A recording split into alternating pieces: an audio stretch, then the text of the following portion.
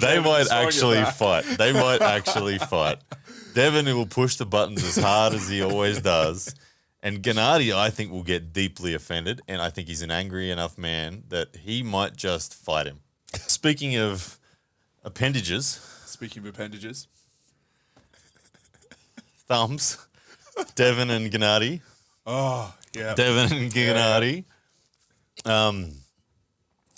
It's an interesting situation. Devon and Genadi. Devon has turned a bit heel in the last few years when it comes to the way he approaches his opponent. Yep. Genadi, very fiery, reactive man, seems to have taken it a bit to heart. Genadi's training to stonewall Devon. Devon says, I'm going to beat you with my thumb alone. How do you see it? Oh, it's a lot of fun.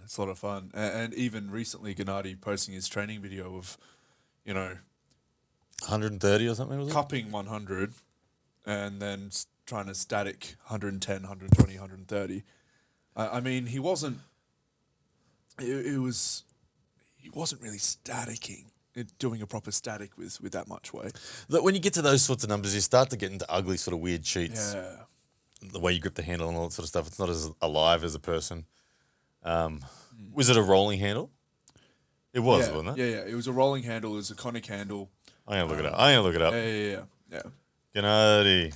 You can see him at 100 doing the reps, but dragging it down and then moving his arm up to get the wrist done and counting that as a rep. But he's definitely explosive with his training. Here we go. So, yeah, 100 kilos, here he is. So a very bent, a very bent wrist, but like he's never straightening it. Oh, there we go. He did straighten that last one out, and he struggled. So the conic handle, okay. Let's skip forward. Look, he can definitely hold 100 kilos with his wristband. 110. Okay. Yeah. So it's definitely a genuine 110 because his body weight it's pretty much picking him off the ground. So a good hold. Then where's this 130 thing? That's 120. 120. Let's have a look at 120. He's got his buddy behind him, helping him stay down. Okay, so it peels him, and there's a 130 somewhere, is there? No, he does go to 130. All right, so Genadi here loading at 130. Bring it down with two arms. The foot goes up. Big breath. Oh, his mates help lifting the stack. Come on, Genadi, do it. Okay, all right. How long can he hold it? So he's quite carved in on it. Will he let go with that other hand, or is it just for the wrist? He's doing this with. Okay. So, all right. So he leaves the other hand on to take his bicep out of it and just puts all the effort into containing it with his hand. Yeah, but it's all. I'll try to get it on the camera. It's all going through the wrong path on the wrist to really bend it back. And all Devon Larratt is doing is rising and rolling through his thumb. Rising and rolling through his thumb. That's it. How do you see this match, man? I like Devon's training more. You like Devon's training more? I like Devon's training more. Genadi is going to struggle, I think, to really control Devon's pronation if he can't compete with the high ground. You need to be able to threaten Devon's wrist rise and Devon's height. I'm not sure flat wrist flexion is a way to do that. Sorry, everyone. I'm trying to look up. Did you hear that? You have to see it. Now everyone wants to know what this was. I got to play it now.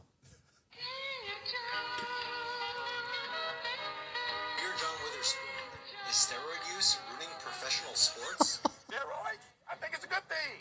Look what it's done to our baseball players. Roger Clemens, my man, he can throw a ball 380 miles an hour. After 20 years, that's a bad motherfucker. I think there should be a whole new league where you can have all the steroids you want. Who cares if you grow another foot? You got 3 fucking feet? Run, motherfucker. I spent 7 hours for a basketball game. I want to see a motherfucker fly. Let them all have steroids. Boxing. I want to see somebody knock that motherfucker's head off. I want to see a hockey player eat the fucking puck. I'm going to tell you who needs some steroids. The soccer player. 3 fucking hours. Score is 1-1. Give him some steroids. I want to see the score 115 to 150. That's what you need, steroids. You get the gist. Anyway, that started playing. But what I was actually wanting to look up, there was a little clip. I want to show it to you. I need to find it. Hang on, everyone. Yeah, this is badass. Tell me what you think of this.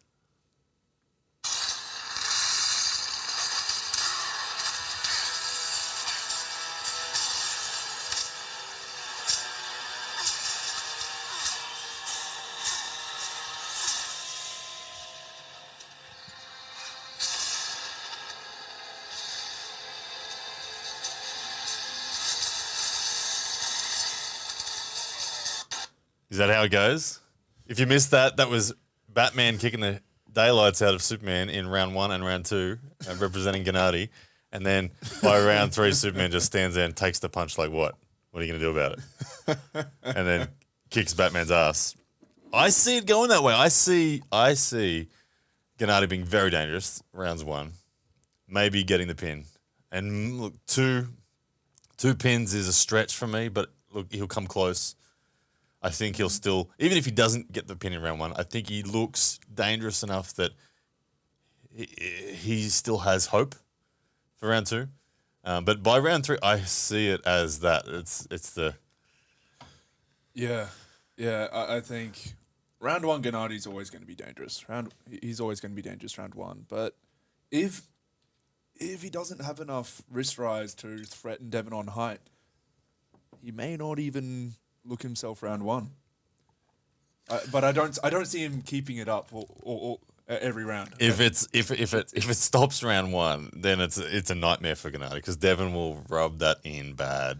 He will control everything from there. Devon enjoys that, doesn't it? I think that's Devon's favourite moment in a match is literally when the moment when he feels someone's wrist integrity, their flexion just die, and then it's like, ha, it is over, it is done.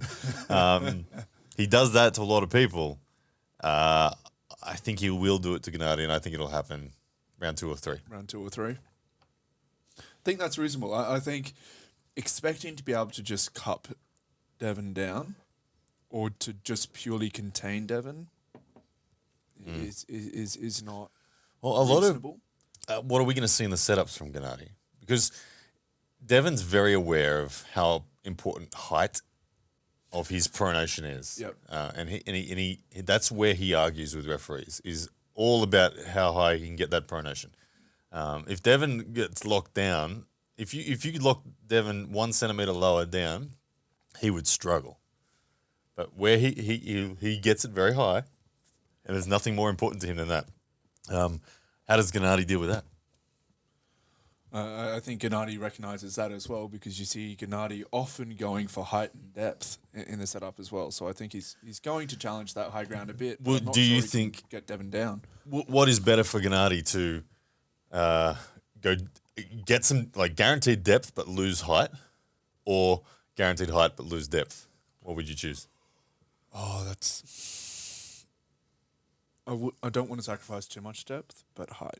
I think if Genadi has depth and no height, he has almost nothing. Like, he might get a couple of good surges off, but that's not a winning position. Depth and height might control the pronator for him. And height. Without height. Okay. Let me rephrase that. Depth and a lot of it might control the pronator, but the finish might be difficult. But if he goes for height, then he might just lose his wrist, and then his whole hand's gone. But his flop press could be more effective from a high position as well. That's a balance point somewhere where it's just right. But it's going to be very difficult to find it. If you're a bookmaker, what are you setting the odds at? What am I setting the odds at? For this match? For every $1 bet on Devon, how much you're paying out? And same for Genadi. I don't deal with. I've never dealt with betting. I'm not too familiar. Well, you get so like if an even bet would be $2. So for every $1 you bet, you get back $2. If someone's a real big favorite, you only get $1.20 back for every $1 you bet. Right. And if you're a super outsider, you might get $20 back for every $1 you bet. Well, I think it's close enough that I wouldn't make it too much of a disparity between the two. But you bet $1 on Devon, you get $1.60 back or something. $1.60, and Genadi at what, $2.50 or something like that. Something like that. That's very, very reasonable market there. I think we should all subscribe to your gambling channel. You've got a gambling channel, haven't you? Oh goodness me. Okay. Yeah, I think that's about right too. To be honest, I'll try to steer away from any outlandish comments. But Devon is the favourite here. Yeah, Devon's the favourite here. And stylistically, it's hard to see Genadi gaining enough control. We see him too often in his last few matches being compromised and working from a compromised position.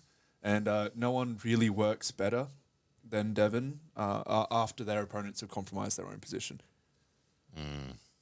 And it'll be interesting to see if we end up with an inside war as well, because they're both very versatile, and there could be a situation where Devon comes in if he has enough height to coil up in it as well. Yeah.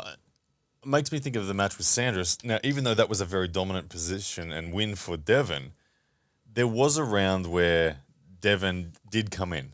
You can see that, like, I would say there's like these phases where you break down Devon's game, layers that you have to get through in order to defeat him. Sanders, in one of the rounds, and this was probably voluntarily on Devon's behalf to a degree, but he got through one of them by convincing Devon, all right, I'm actually going to come forward with my shoulder. There was a moment where Devon was back and, okay, no, I will come here. That means he's given up on taking your wrist and he now wants to control internal rotation. I do see that being a possibility, that Genadi can force that situation. If it is hook on hook, Devon's probably got the high ground in the rotation, though. That's where it gets hard for Genadi. Genadi would have to offensively hook and not defensively hook. Defensively hooking Devon is not going to work. We saw Prudnik try to do it. Doesn't happen. No. And it's one of those things where if Devon comes inside, it's very hard to see Devon coming in without having the high ground. I find it, maybe round one, Genadi forces a hook and gets Devon's pronation down a little bit if he's, maybe. Genadi has weapons everywhere, presses, shoulder rolls, hooks, top rolls. What does he lead with round one? Round one. Shoulder forward or shoulder back? He so often goes shoulder back, but he's had a lot of success in his matches with shoulder forward. Yeah, like, do you remember when he faced Hermes Gasparini and he tried for 6 rounds in a row? It was like every round, yeah. back, and we'll just. And we're like, come forward. He looked like he had the goods. Yeah. Genadi's one of those dudes that's like, he's fringe in the conversation for being the top contender. Like, at the moment, it's Hermes and Devon above him in most people's heads, but he's really not far off getting the victory on those guys, is he? No. And you can see the frustration in Genadi as well.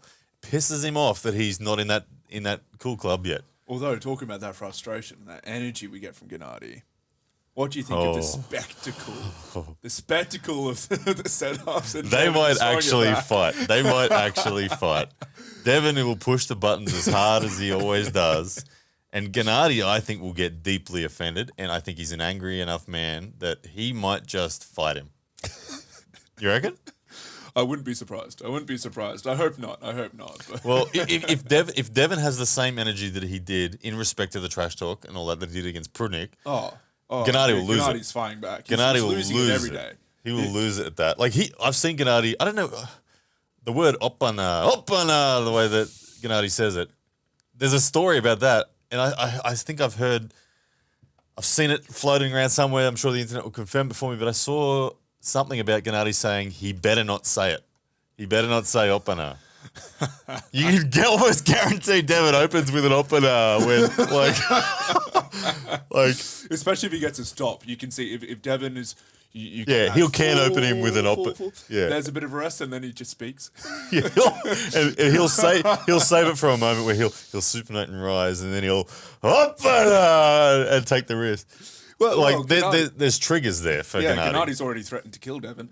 Has he? Has he seriously? I missed that one. Oh my goodness. Nice. So yeah, probably going to be quite fiery. I think that plays into Devon's advantage though.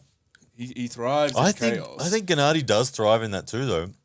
He thrives in the anger. He thrives. I in think that he high becomes energy. a better version of himself when he's pissed off. Fearless. I think he really throws himself at things when he's angry. Yeah. And he will. He'll, Like when you're angry and you're a Genadi style arm wrestler, like he'll go to no load and he'll just bullet off the go with a press, bang, and you didn't see that coming, or then hit with a top roll on the next one, and he'll jump early, all sorts of stuff, and become so much more volatile and just like you're guessing. But and so it'll frustrating. be interesting to see, like if he gets the edge in that, it'll be interesting to see Devon actually have to scramble. We haven't seen Devon's just been in control for his last, I don't know, bunch of matches, but we haven't seen Devon with fear in his eyes yet. We haven't seen quiet Devon. Devon goes quiet when he's in trouble. Yeah, you know? we might see quiet Devon. If he pushes enough buttons and it backfires, we might see quiet Devon. Now that I can't even see that. That's interesting. If Devon is on the losing side and goes quiet, Genadi is going to go nuts. I think Genadi will start shaking the table and looking in his face, like he will go nuts. Are you trying to convince me now that Devon's going to lose? No, I'm not. Devon's a favourite. But I like to dream about all the possibilities of what could happen. And that's one of them. That's one of them. And you can see, I can see Genadi doing an Alan Fisher and literally ripping the table off the stage if he beats Devon. Like just psycho, like. Yeah, I bet you Devon touches his beard or something as well. Yeah, but you also see it if Genadi's that angry and that energetic, and Devon's just that little bit ahead of him, so he's still playing that banter game, and just disengages him with that in the setup. You can just Devon will.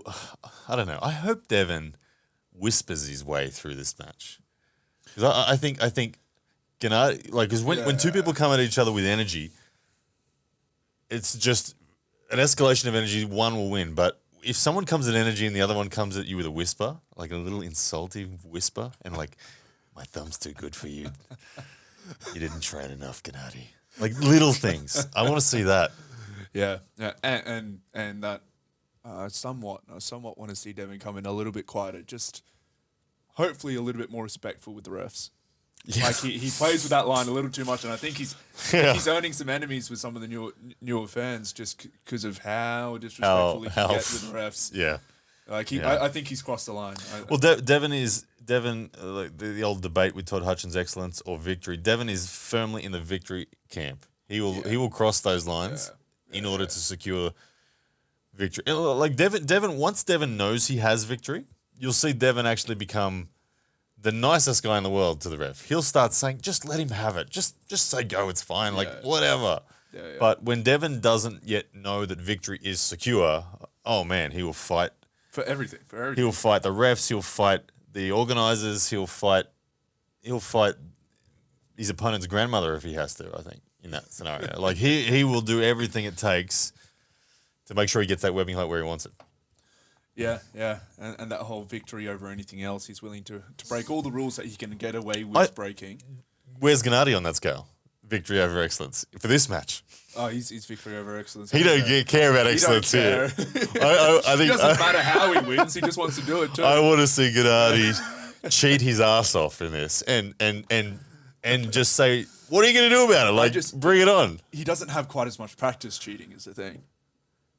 The referees, referees will be on his side. It'll help. Well, it's interesting. Let's talk about this. Refereeing a wild situation like this is a hard job. You have to try to apply the discipline evenly, but you have this subconscious pressure on you because of one person is better at doing this charade than the other. Typically, that's Devon. I can only think of people like Travis that are better than it. But Genadi doesn't speak English. That's one thing. He doesn't speak English, but I'm sure the referee will understand his language. I don't know if the referee speak Georgian or not, but the pure emotion and communication. Yeah, the body language will say everything, won't it? It's like, I can't understand you, Genadi, but I know exactly. So the referees in this situation, I mean, they are under an enormous amount of pressure to apply things evenly. If these guys are just taking everything and pretty much disregarding the referees, what does a referee even do in that situation? You know the answer to that one, right? As a referee, I do, yeah. I hate it as an entertainer. Chill, and you relax and you bring your energy right down and you just go, foul.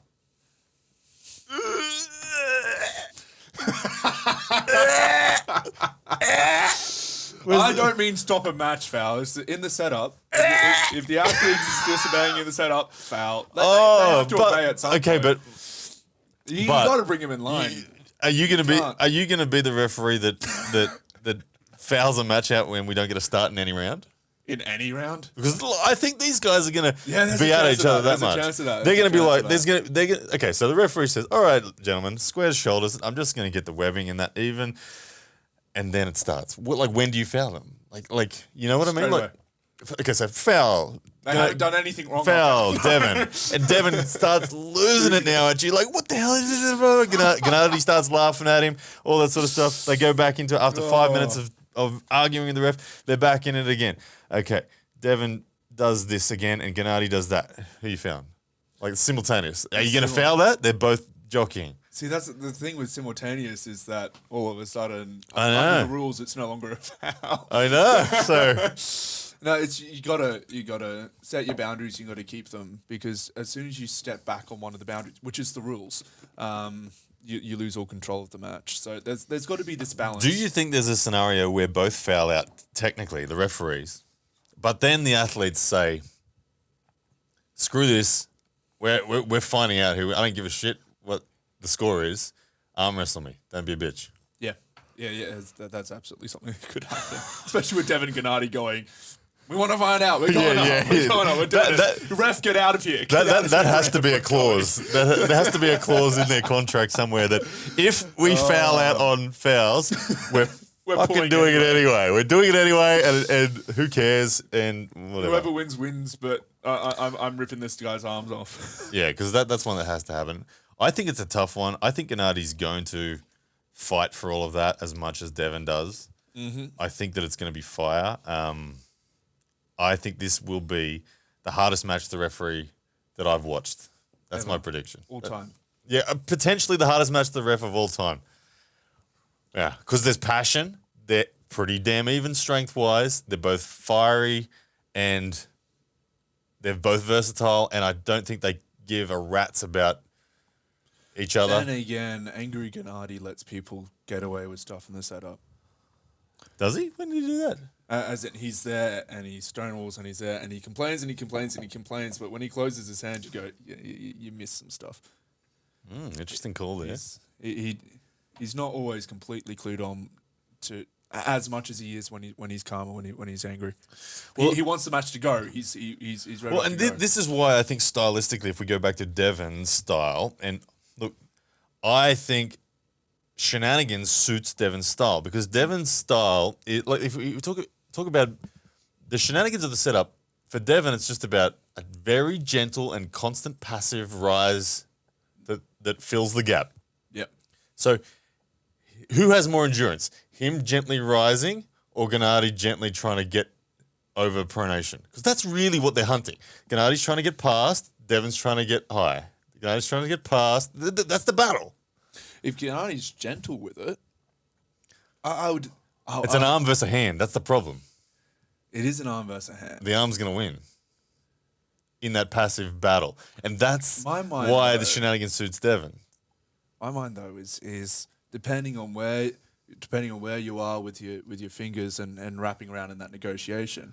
It's a bicep for versus Genadi, it's a bicep versus a lat at that point. Only if you're not using your hand. If you're having to secure it, if you're pulling from the base of your palm onto someone's bicep, okay, it's a lat versus a bicep. That's a play. If you're gonna dig around as the inside puller trying to wear out someone, you got to be in straps and you got to be doing this. You got to be pulling with the base of your hand, not with your fingers. You have to. At worst, it has to be out to you. Yeah, you got to be doing. You got to be doing this, doing this, doing this. Yeah. Because if he's doing it with his fingers, his fingers will get, and he'll have nothing for the match. And that's when you'll see the immense frustration of lifting the elbow, and then Devon will say he's lifting his elbow. You know what I mean? It's going to be wild. It's and then Genadi being like, he's lifting my elbow. And that's when they're going to fight.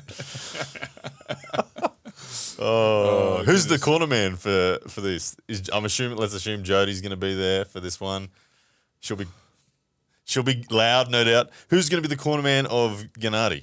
Well, the whole Georgian team's going to Levan. surely. Yeah. He's going to have Levan there. He's going to have Herakli. Surely.